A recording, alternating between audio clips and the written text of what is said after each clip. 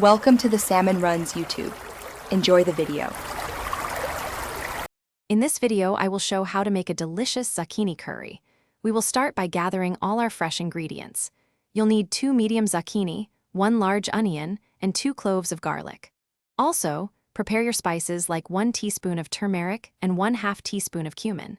Don't forget 1 can of full-fat coconut milk and 1/2 cup of vegetable broth. Having everything ready makes the cooking process smooth and enjoyable. Next, let's build our flavor base. Heat 2 tablespoons of your preferred cooking oil in a large pot over medium heat.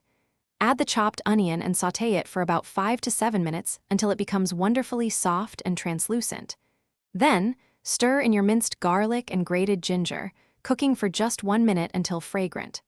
Finally, add the diced zucchini and cook for 5 minutes, letting it soften slightly. Now it's time to transform these ingredients into a rich curry. Sprinkle in the turmeric, cumin, and a pinch of chili powder, stirring for about 30 seconds to toast the spices.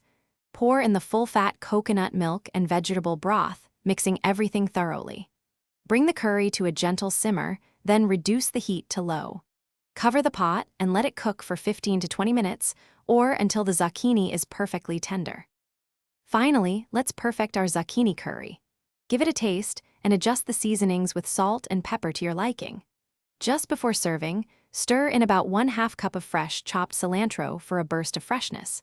This delicious curry is wonderful served over fluffy basmati rice or alongside warm naan bread. For an extra touch, garnish with more cilantro or a squeeze of fresh lime juice. Enjoy your homemade meal. Thanks for watching. Consider subscribing if we helped you.